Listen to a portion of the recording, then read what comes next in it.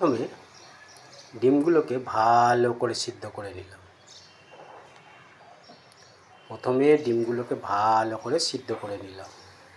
ভালো করে সিদ্ধ হয়ে গেছে। এবার জলটা ঠান্ডা হলেই ডিমগুলোকে ছাড়িয়ে নেব। ডিমগুলোকে ভালো করে ছাড়িয়ে নিলাম।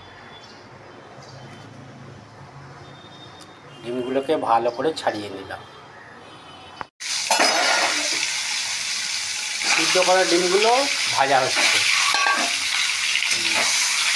লাল হয়ে গেলে নামিয়ে নেওয়া হবে, তুলে নেওয়া হবে। লাল হয়ে ভাজা হয়ে গেছে, আর ডিমগুলো তুলে নেওয়া হবে। আদা, রসুন, পেঁয়াজ এবং টমেটো কেটে নিলাম।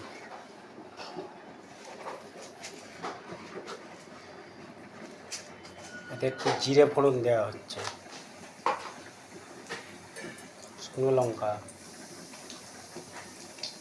দারচিনি,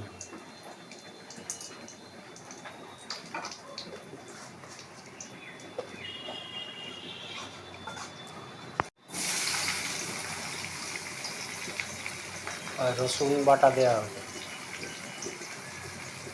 দিয়ে ভালো করে ভাজা হবে। মশলাটা কষা হয়ে গেল। এবার এতে ডিম দিয়ে দেওয়া হবে। ডিম দিয়ে ডিমটাকে ভালোভাবে কষানো হবে।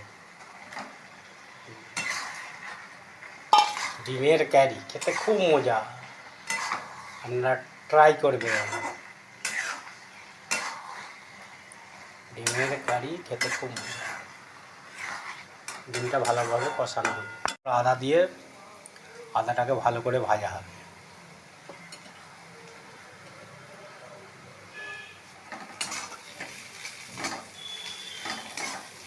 যখন আদার সেন্ট উঠবে তারপর মশলাপাতি দেওয়া হবে।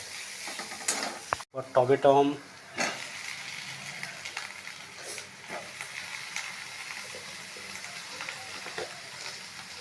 হলুদ,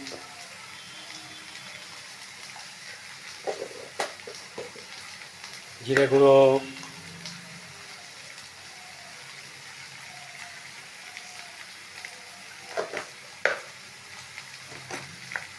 ধনে গুঁড়ো,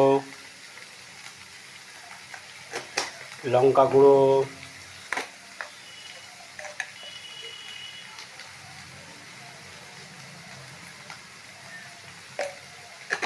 সামান্য চিনি,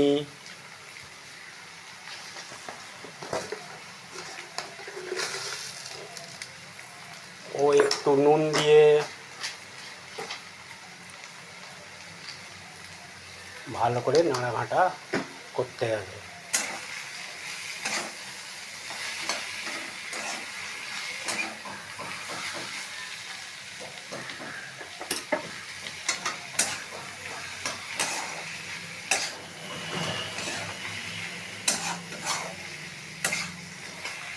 ভালো করে নাড়াঘাটার পর সামান্য জল দিয়ে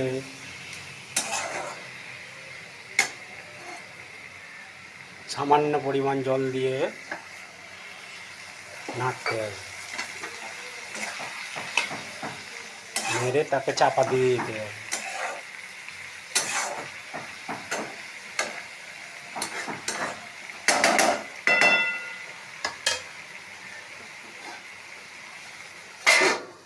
তৈরি হচ্ছে ডিমের কারি।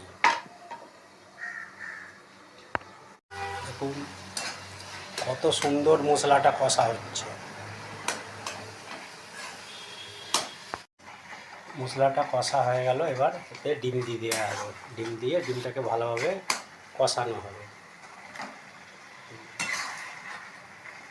ডিমের কারি খেতে খুব মজা, আপনারা ট্রাই করবেন। ডিমের কারি খেতে খুব মজা। ডিমটা ভালোভাবে কষানো হবে। জলটা মরে গেলেই ডিমের কারি কমপ্লিট। দারুণ খেতে, দারুণ মজা ডিমের কারি।